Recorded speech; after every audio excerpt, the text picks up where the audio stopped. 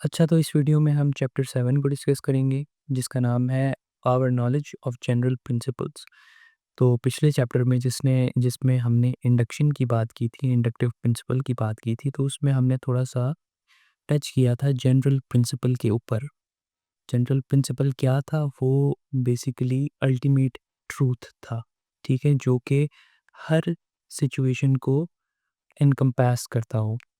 मतलब कि उसके अंदर हर केस आता हो एक्सेप्शनल के मतलब एक रूल होता है, उसके कुछ एक्सेप्शनल केसेस भी होते हैं, ठीक है? फॉर एग्ज़ाम्पल अगर रूल है कि हर चीज़ जिसको आप छोड़ेंगे वो नीचे गिर जाएगी, इसको मैंने छोड़ा ये नीचे गिर गई टूथपिक, तो इसकी एक्सेप्शन ये है कि अगर कोई ऐसी चीज़ जो कि लाइट से हल्की होगी वो ऊपर जाएगी, ठीक है? तो इस रूल की एक्सेप्शन है, तो इसका एक जनरल प्रिंसिपल क्या है? वो है लॉज़ ऑफ मोशन। ठीक है, लॉज़ ऑफ मोशन के अकॉर्डिंग ये जो एक्सेप्शनल केस है, ये भी इसके अंदर कवर हो जाता है। तो इसी तरह हमने जनरल प्रिंसिपल की बात की थी कि क्या इस तरह का कोई जनरल प्रिंसिपल हो सकता है जिसके अंदर हर चीज़ कवर हो जाए, ठीक है? तो वो अल्टीमेट ट्रूथ होगा। लेकिन फिर बात उसमें यही थी कि उस तक पहुँचना जो है, वो बहुत ही मुश्किल है और उसको हम आइडेंटिफ़ाई नहीं कर सकते कि क्या यही वो जिस पे आप पहुँचे हैं, क्या वही वो वाला जनरल प्रिंसिपल है? क्योंकि आपने सारे इंस्टेंसेस को तो आपने टेस्ट नहीं किया। तो इसमें हम जनरल प्रिंसिपल के ऊपर बात करेंगे इस चैप्टर में। अच्छा, अब सबसे पहली बात तो ये है कि जो प्रिंसिपल ऑफ इंडक्शन है, उसको आप खुद बेस्ड ऑन एक्सपीरियंस प्रूव नहीं कर सकते, ठीक है? क्योंकि हमने वही सवाल बताया था कि प्रिंसिपल ऑफ इंडक्शन के प्रूफ में आप एक्सपीरियंस को इसलिए नहीं कह सकते क्योंकि अगर आप कहेंगे कि ये एक्सपीरियंस है, ऐसा ही होता आया है, तो हमने वही सवाल पूछा था कि इसका क्या प्रूफ है कि आगे भी ऐसा ही होता रहेगा? तो प्रिंसिपल ऑफ इंडक्शन के अलावा और भी प्रिंसिपल्स हैं। फॉर एग्जांपल एक प्रिंसिपल आप कह लें कि anything implied by a true proposition is true, ये भी एक प्रिंसिपल है। अब देखने की बात ये है कि ये जो प्रिंसिपल्स हैं ना, ये आइडेंटिफ़ाई होते हैं पर्टिकुलर लेवल पे, ठीक है? पर्टिकुलर का क्या मतलब कि एक ख़ास चीज़ जिसके ऊपर आप एक ख़ास सिनेरियो या एक ख़ास एग्ज़ाम्पल या एक ख़ास सिचुएशन जिसमें आप एक चीज़ को आइडेंटिफ़ाई करते हैं। फॉर एग्ज़ाम्पल मैंने पिछली वीडियो में आग और धुएँ की मिसाल दी थी। तो जब आपने आग को देखा और ऊपर से धुआँ निकलता हुआ देखा, तो वो ख़ास वक़्त जो है, वो एक पर्टिकुलर इंस्टेंस है। तो इसी तरह हम प्रिंसिपल्स को अपनी लाइफ़ में पर्टिकुलर इंस्टेंसेस से डिराइव करते हैं और फिर हम इनको जनरल की तरफ लेके जाते हैं।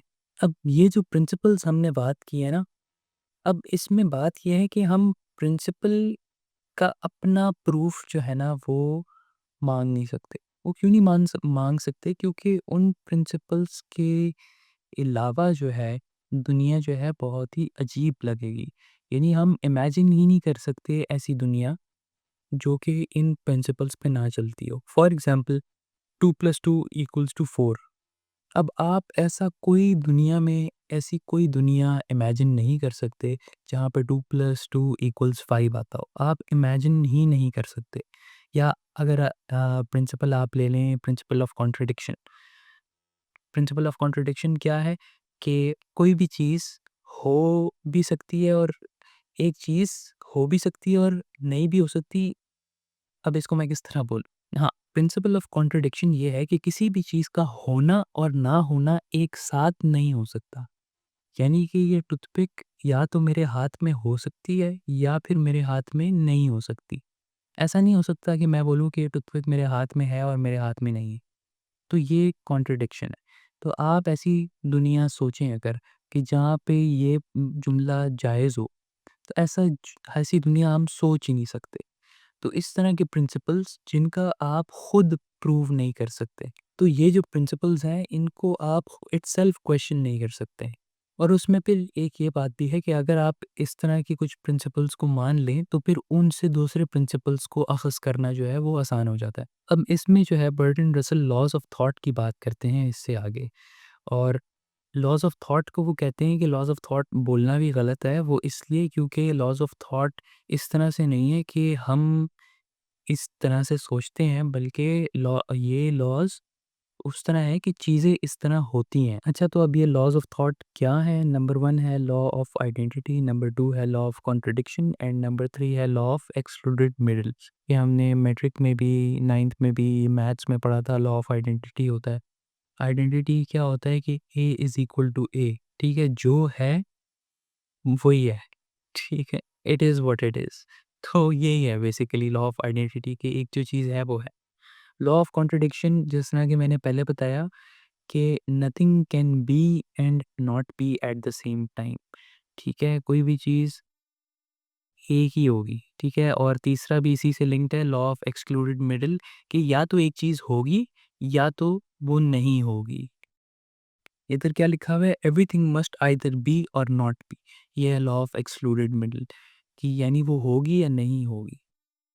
और अगर लॉ ऑफ कॉन्ट्रडिक्शन क्या था उसमें ये है कि कॉन्ट्रडिक्शन आ गई, उसमें वो कॉन्ट्रडिक्शन को हाईलाइट कर रहा है कि अगर मैं बोलूँ कि ये टूथपिक मेरे हाथ में है और ये टूथपिक मेरे हाथ में नहीं है तो ये कॉन्ट्रडिक्शन आ गई। तो हम इसमें कॉन्ट्रडिक्शन पे फ़ोकस कर रहे हैं और जो एक्सक्लूडेड मिडल है उसमें हम ये कह रहे हैं कि ये नहीं हो सकता। तो एम्पिरिसिस्ट फिलोसोफर्स जो थे वो ब्रिटिश थे, उनमें जॉन लॉक, बर्कली और डेविड ह्यूम वगैरह थे। और एम्पिरिसिज्म बेसिकली ये कहता है, वो कहता है कि सारा नॉलेज जो है वो आता है एक्सपीरियंस के थ्रू। जिस तरह हमने पहले बात की पर्टिकुलर को जब हम देखते हैं, ऑब्जर्व करते हैं तो यानी कि वो हम एक्सपीरियंस ही कर रहे होते हैं। जब मैं एक आग जली हुई देख रहा हूँ तो मैं उसको एक्सपीरियंस कर रहा हूँ बेसिकली। तो सारा नॉलेज जो है वो कहते हैं एम्पिरिसिस्ट कहते हैं कि हमें एक्सपीरियंस से मिलता है। On the other hand rationalism में हमारे पास लाइबनिस और डेकार्ड आ जाता है। तो अब ये रैशनलिस्ट ही कहते हैं कि नहीं भाई एक्सपीरियंस से ठीक है मिलता होगा, लेकिन इसके साथ ही साथ कुछ इनेट आइडियाज़ भी होते हैं। अब इनेट आइडियाज़ क्या है? वो इनेट आइडियाज़ ऐसी चीज़ है जो कि आपको एक्सपीरियंस से नहीं मिली, वो आपको बस वैसे ही पता है, बस आपको इनेट है वो, ठीक है?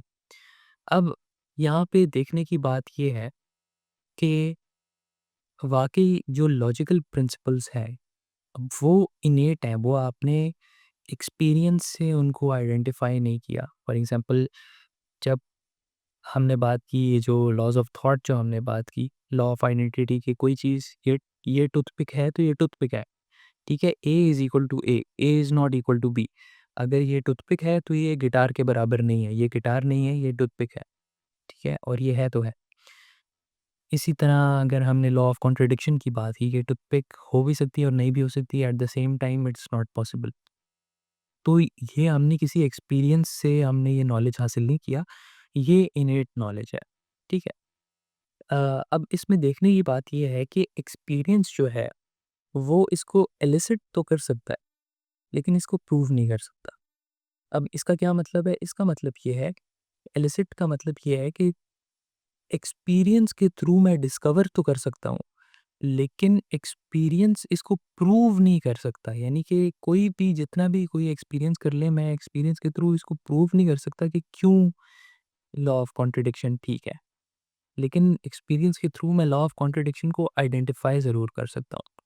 अब लॉजिकल प्रिंसिपल्स वाली आर्गुमेंट की बेस पे बर्टन रसल ये कहते हैं कि इस डिबेट में जो है रैशनलिस्ट जो हैं वो ठीक थे, उनकी बात ठीक थी।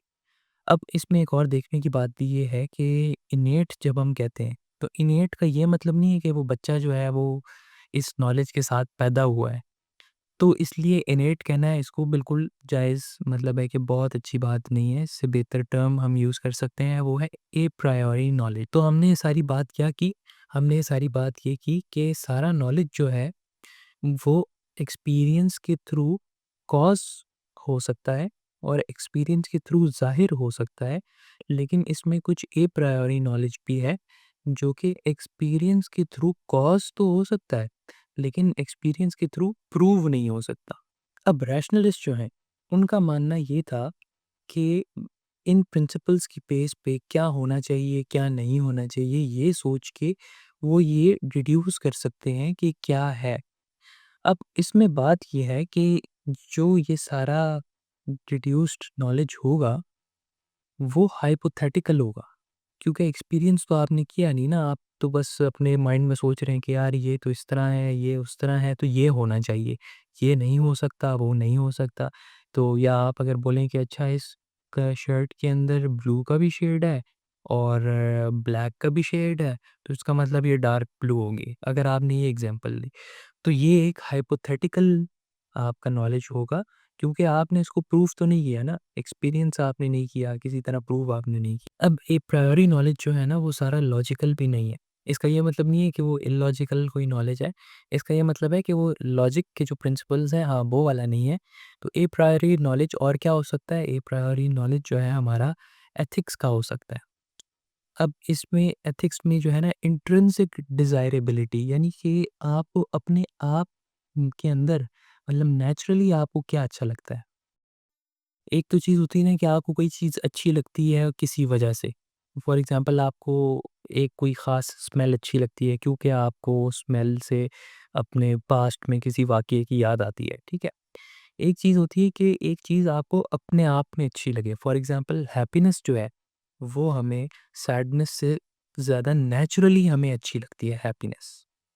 अब हम नॉलेज को नेचुरली कहते हैं कि नॉलेज जो है होना चाहिए। अब आप नॉलेज को इग्नोरेंस के ऊपर नेचुरली प्रेफ़र करेंगे। इसी तरह अच्छाई को आप बुराई के ऊपर नेचुरली आप प्रेफ़र करेंगे। तो ये हो गई आपकी नेचुरल डिज़ायरेबिलिटी। तो ये नॉलेज भी ए प्रायोरी है।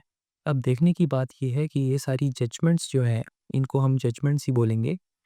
तो ये जजमेंट्स एक्सपीरियंस जो है इन जजमेंट्स को कॉज़ कर सकता है, इन जजमेंट्स को एलिसिट कर सकता है लेकिन इनको प्रूव नहीं कर सकता। और जहाँ तक बात हुई इन एक्सपीरियंसेस को कॉज़ करने की तो ज़ाहिर है क्योंकि ये सोच के बड़ा आपको अजीब लगेगा कि एक चीज़ आप डिस्कवर करें जो कि नेचुरली डिज़ायरेबल है जिसको आपने एक्सपीरियंस ही नहीं किया। ठीक है? तो एक्सपीरियंस के बगैर आप बोलेंगे ये फलानी चीज़ जो है नेचुरली डिज़ायरेबल है। तो ये थोड़ी-सी अजीब बात लगती है। और जहाँ तक रही प्रूफ़ की बात, तो उसकी एग्ज़िस्टेंस प्रूव हो सकती है, ठीक है? यानी कि वो चीज़ का होना, ये आप एक्सपीरियंस कर सकते हैं, ये प्रूफ़ नहीं होगा कि वो अच्छी है या बुरी है। दूसरी बात जहाँ तक रही प्रूफ़ की, तो किसी भी चीज़ की मौजूदगी य ये इस चीज़ का सबूत नहीं है कि वो अच्छी है या बुरी है। यानी अगर बुराई है, तो बुराई के होने से हमें ये कोई सबूत नहीं मिलता कि वो बुराई बुरी क्यों है या वो बुराई अच्छी है या बुरी है। ठीक है? तो वो हमें नेचुरली फ़ील होता है, बुराई हमें नेचुरली बुरी लगती है। तो ये जो टॉपिक पे हमने बात की ये बेसिकली बिलॉन्ग करता है एथिक्स के अंदर। तो इसमें बस हमें इतना जानना ज़रूरी है कि जो इंट्रिंसिक वैल्यू है, लॉजिक की तरह वो भी जो है ए प्रायोरी है और इसकी सच्चाई को आप जो है वो कभी प्रूव नहीं कर सकते कि क्यों है, कैसे है, ठीक है? ये आप कभी भी प्रूव नहीं कर सकते, लेकिन वो इंट्रिंसिकली आपको फ़ील होती है। अब यहाँ पे एक मज़े की बात है और एक मज़े का सवाल है। वो ये कि बर्टन रसल तो ये कहते हैं कि जो मैथमेटिक्स है, सारी जो प्योर मैथमेटिक्स है, वो सारी ए प्रायोरी है। लेकिन एम्पिरिसिस्ट जो हैं, वो इस बात से डिसएग्री करते हैं। वो ये कहते हैं कि ये जो हमें प्योर मैथमेटिक्स का जो नॉलेज मिला है, ये हमें एम्पिरिकल ग्राउंड्स पे मिला है, यानी हमने एक्सपीरियंस किया। यानी 2 जमा 2 2 जमा 2 जो है वो 4 के बराबर होता है, तो ये हमने देखा कहीं पे कि ये 2 और 2 4 बन गए हैं। ये 2 लोग जॉन और अली और ये जो है सलमान और कुरैशी जो हैं, ये मिलके 4 लोग बना रहे हैं। तो ये हमने एक्सपीरियंस किया, इस तरह हमें पता चला और ये उतना ही एम्पिरिकल है जितना आप कोई ज्योग्राफी एम्पिरिकल जितनी होगी। तो एम्पिरिसिस्ट ये कहते हैं कि आपने रिपेटिटिवली जो हमने लॉ ऑफ इंडक्शन की बात की थी कि एक चीज़ को आप जब रिपेटिटिवली एक साथ देखते हैं तो उनकी एसोसिएशन आपस में बढ़ जाती है और उनकी एक साथ फ्यूचर में होने की प्रोबेबिलिटी भी बढ़ जाती है। तो इसी बेस पे एम्पिरिसिस्ट कहते हैं कि जब आपने बार-बार देखा कि 2 और 2 4 बन रहे हैं, मुख्तलिफ जगह पे आपने देखा कि 2 कप और 2 कप 4 कप बन गए, 2 लोग और 2 लोग 4 लोग बन गए, ठीक है? इसी तरह मुख्तलिफ आपने जगहों पे 2 और 2 4 की एग्ज़ाम्पल्स देखी, तो तब आपको पता चला कि 2 जमा 2 जो है वो 4 होता है। अब ये जो है ना एक बहुत ही मज़ेदार आर्गुमेंट है और इसके जवाब में बर्टन रसल जो है वो 2 बातें करते हैं। पहली बात तो वो ये करते हैं कि यार देखो अच्छा इसको आइडेंटिफ़ाई करने के लिए 2 जमा 2 बराबर है 4 के। इसको आइडेंटिफ़ाई करने के लिए बिल्कुल एम्पिरिसिस्ट ठीक कह रहे हैं कि हमें एक पर्टिकुलर इंस्टेंस की ज़रूरत है। यानी कि एक बार हम किसी चीज़ को देखने की ज़रूरत है हमें, जहाँ पे हम देख रहे हो कि 2 कप और 2 कप 4 बना रहे हैं। कप ज़रूरी नहीं है, ये तो मैंने वैसे ही कह दिया। लेकिन 2 जमा 2 बराबर है 4 के, इसको हमें बार-बार देखने की ज़रूरत नहीं है। वो इसलिए क्योंकि जब हम एक बार देख लेते हैं, तो तभी हमें समझ आ जाता है कि ये हमेशा ही ऐसा ही होगा। इसमें ऐसी बात नहीं है कि हम उसको बार-बार देखते रहें, तब जाके प्रोबेबिलिटी इंक्रीज़ होती रहे। अब दूसरा पॉइंट ये प्रोबेबिलिटी का आ गया। कि जब आप 2 जमा 2 4 को एक साथ देखते रहते हैं, तो इससे 2 जमा 2 बराबर है 4 के, इसकी प्रोबेबिलिटी इंक्रीज़ नहीं होती, ठीक है? मिसाल के तौर पे अब इसमें डिफ़रेंस क्या है? अगर आप देखते हैं कि यार स्वान जो है, बत्तख जो होती है, वो सफ़ेद ही देखी है। अब आप हर मुल्क में जाते हैं, वहाँ पे आपको सफ़ेद ही स्वान नज़र आती है। तो हर एक्सपीरियंस के साथ-साथ स्वान के सफ़ेद होने की प्रोबेबिलिटी इंक्रीज़ करती रहती है, ठीक है? लेकिन वो प्रोबेबिलिटी 100% कभी भी नहीं होगी। 0.0000001% भी चांस रहेगा कि हो सकता है कब ब्लैक स्वान भी हो। लेकिन 2 जमा 2 4 के मामले में जब आप एक बार भी ये आइडेंटिफ़ाई कर लें कि 2 जमा 2 4 होता है, तो आप उसके बाद जितनी भी एग्ज़ाम्पल्स देख लें इसकी, तो उससे प्रोबेबिलिटी इंक्रीज़ नहीं होती। अब इसी तरह जो है बर्टन रसल एक एग्ज़ाम्पल देते हैं वो वाली कि all men are mortal, Socrates is a man, hence Socrates is mortal. अब ये जो लाइन ऑफ रीज़निंग है, इसमें जो हमारा प्रेमिस है कि ऑल मेन आर मॉर्टल, अब ये बात सच है। इसकी 2 वजूहात हैं। पहला ये कि हमें कोई भी इमॉर्टल आदमी नहीं मिला। दूसरी वजह ये है कि हमारे पास साइंटिफिक और फिज़ियोलॉजिकल रीज़न्स भी हैं ये बिलीव करने की कि बॉडी जो है वो डिटेरियोरेट करती है और फिर हम मर जाते हैं, ठीक है? लेकिन अगर हम सेकंड रीज़न को इग्नोर करें और सिर्फ फर्स्ट रीज़न पे आएँ कि हमें कोई ऐसा एग्ज़ाम्पल नहीं मिला इमॉर्टल इंसान का, तो यहाँ पे आप ये जवाब दे सकते हैं कि absence of evidence is not the evidence of absence. यानी कि किसी चीज़ के सबूत ना मिलने का ये मतलब नहीं है कि उसका सबूत है ही नहीं। तो अगर आपको कोई इमॉर्टल आदमी नहीं मिला तो इसका ये मतलब तो नहीं है कि इमॉर्टल आदमी एग्ज़िस्ट ही नहीं करता। तो उसमें प्रोबेबिलिटी ये कुछ ना कुछ हमेशा रहती है कि शायद कोई इमॉर्टल आदमी हो। लेकिन ऑन द अदर हैंड अगर आप 2 जमा 2 बराबर है 4 की एग्ज़ाम्पल देखें तो उसमें एक इंस्टेंस में ही आपको वाज़ेह हो जाता है कि हाँ, हमें और दूसरी इंस्टेंसेस को आइडेंटिफ़ाई करने की ज़रूरत नहीं है, क्योंकि हमें एक इंस्टेंस से ही ये बात क्लियर हो गई। वो जो पहले मैंने बात की थी कि आप उन प्रिंसिपल्स के बगैर दुनिया को इमेजिन ही नहीं कर सकते, जो मैंने शुरू में बोला था, तो यहाँ पे भी वही बात है कि आप ऐसी दुनिया तो इमेजिन कर सकते हैं जहाँ पे लोग मरते ना हों। लेकिन आप ऐसी दुनिया नहीं इमेजिन कर सकते जहाँ पे 2 जमा 2 बराबर है 5 हो।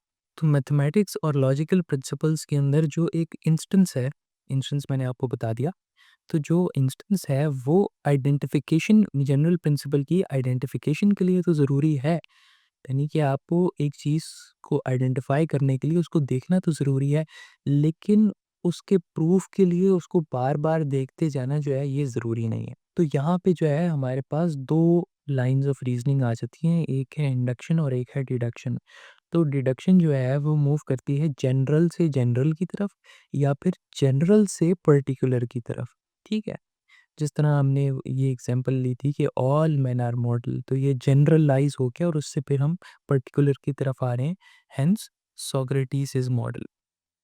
तो और इंडक्शन जो है वो मूव करती है पर्टिकुलर टू पर्टिकुलर, ठीक है? या फिर पर्टिकुलर टू जनरल वो मूव करती है कि मैंने आग के साथ हमेशा धुआँ देखा है, तो इसका मतलब धुआँ आग के साथ होता है। अब ये मैंने जनरलाइज़ कर दिया। अब जो है इसमें ये बात भी डिबेट होती है कि जो डिडक्शन है, क्या वो हमें कोई नया नॉलेज भी देती है कि नहीं? तो बर्टन रसल जो है इसके जवाब में कहते हैं कि हाँ, इन सम केसेस येस, वो हमें नया नॉलेज देती है। वो किस तरह कि अगर आपको पता है कि 2 जमा 2 जो है वो 4 होता है, तो अगर मैं आपको एग्ज़ाम्पल दूँ कि John, Harry, Jimmy and Jerry, ये जॉन, हैरी जो है वो 2 लोग हैं, जिमी, जेरी जो हैं वो 2 लोग हैं, तो बताओ कितने लोग हुए? तो आप बोलोगे जॉन, हैरी, जिमी, जेरी जो हैं वो 4 लोग हो गए। तो ये इसमें जो 2 जमा 2 4 जो था, उसमें तो आपको जॉन, हैरी, जिमी, जेरी का नहीं पता था। लेकिन दूसरे उसमें आपको पता चल गया कि ये 4 लोग बन जाएँगे, तो इसमें डिडक्टिव लॉजिक ने आपको न्यू इन्फॉर्मेशन दे दी। लेकिन personally I don't agree with it. I don't think कि ये कोई न्यू इन्फॉर्मेशन आपको मिली है। अब हाँ, बर्टन रसल यहाँ पे ये भी कहते हैं कि जो न्यूनेस ऑफ नॉलेज है वो ऑल मैन आर मॉडल की एग्ज़ाम्पल में जो है ना वो लेस सर्टेन हो जाता है। और दूसरी बात ये कि ऑल मैन आर मॉडल वाली एग्ज़ाम्पल में हमें ये पता है कि एबीसी लोग जो हैं वो मॉडल हैं। ऑल मेन आर मॉडल तो हमें नहीं पता ना, क्योंकि उसमें प्रोबेबिलिटी तो है कि कोई इमॉर्टल भी हो। तो हमें तो इतना पता है सर्टेनिटी से कि एबीसी लोग जो हैं ये मॉडल हैं और हमें ये पता है कि सोक्रेटिस जो है वो इन एबीसी लोगों का हिस्सा है। तो अगर हम ये प्रोपोज़िशन दें कि ABC men are mortal and Socrates is one of ABC men, hence Socrates is mortal. तो इसमें जो हमारी प्रोपोज़िशन है इसकी प्रोबेबिलिटी कई गुना ज़्यादा हो जाती है। अब हम इंडक्टिव प्रिंसिपल तो यूज़ नहीं कर सकते ये साबित करने के लिए कि ऑल मेन आर मॉर्टल, लेकिन इंडक्टिव प्रिंसिपल हम ये साबित करने के लिए ज़रूर यूज़ कर सकते हैं कि एबीसी आर मॉडल। ठीक है, तो डिडक्शन जो है वो जनरल प्रिंसिपल्स के लिए अच्छी है और इंडक्शन जो है वो पर्टिकुलर एम्पिरिकल जनरलाइजेशंस के लिए अच्छी है। तो इस वीडियो में हमने ए प्रायोरी नॉलेज की बात की और उसमें हमारे पास जो है एथिक्स की जजमेंट्स थी और मैथमेटिकल और लॉजिकल प्रोपोजिशंस थी ए प्रायोरी नॉलेज के अंदर। अब यहाँ पे सवाल ये आता है कि जो ए प्रायोरी नॉलेज है ये पॉसिबल ही किस तरह है? हमें एक्सपीरियंस किए बगैर ही किसी चीज़ का इल्म कैसे है? तो इस सवाल का जवाब जो है वो हम डिस्कस करेंगे अपनी नेक्स्ट वीडियो में। तो stay tuned and thank you for watching and I hope कि आपको समझ आई हो। कोई भी बात समझ नहीं आई तो you can contact me, you can write your questions in the comments. Thank you for watching. अल्लाह हाफ़िज़।